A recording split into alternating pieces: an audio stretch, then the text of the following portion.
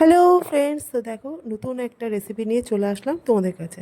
সেটা হলো পটলের ভর্তা। পটলের ভর্তা আমি কিভাবে করি সেটাই তোমাদের সঙ্গে আজকে শেয়ার করব।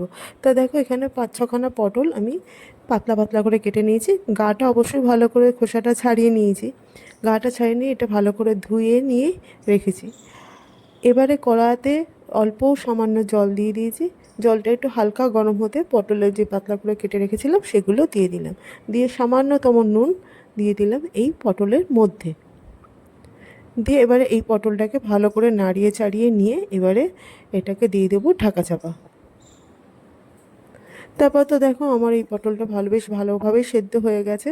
কিন্তু হ্যাঁ, এখানে একটা কথা মনে রাখতে হবে, পটলের যে জলটা আমি করেছিলাম, মানে দিয়ে সেদ্ধ করেছিলাম পটলটাকে, সেটা ফেললে হবে না, সেটা গায়ে গায়ে টেনে নিতে হবে। দেখছি অল্প জল এখনও রয়েছে, তার জন্য আমি কড়াতে রেখেই দিয়েছি আর গ্যাসটা ধিমি আছে করেই রেখেছিলাম।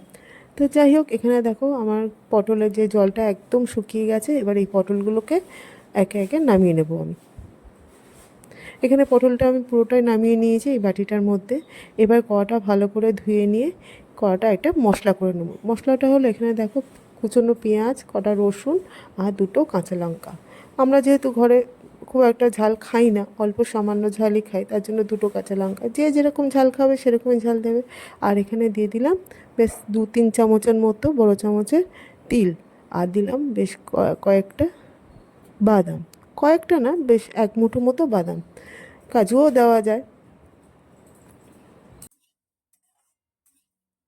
সব মশলাগুলো একসঙ্গে দিয়ে ভালো করে নেড়ে চেড়ে নিয়ে একটু হালকা করে রোস্ট করে নিলাম। যাই হোক, তারপরে তো এই মশলাটা একটা পাত্রে নামিয়ে রেখে এই যে পটলটা সেদ্ধ করে নিয়েছিলাম সেই পটলটা মিক্সার গ্রাইন্ডারে নিয়ে নিলাম। মিক্সার গ্রাইন্ডারে পটলটা নিয়ে নেওয়ার পর আর যে মশলাটা এক্ষুনি সটে করে নিয়েছিলাম সেই মশলাটাও দিয়ে দিলাম মিক্সার গ্রাইন্ডারে।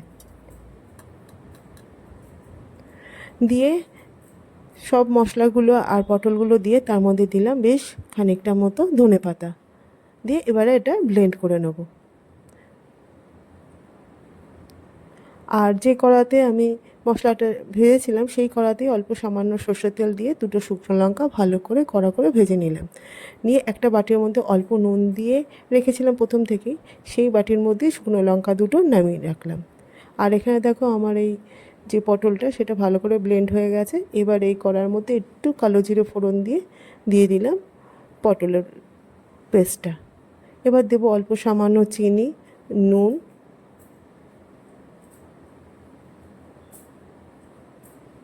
সামান্য হলুদ আর একটু ভাজা মশলা দিয়ে এটা ভালো করে নাড়িয়ে চাড়িয়ে নিতে হবে যতক্ষণ না এটা শুকনো হয়ে আসছে।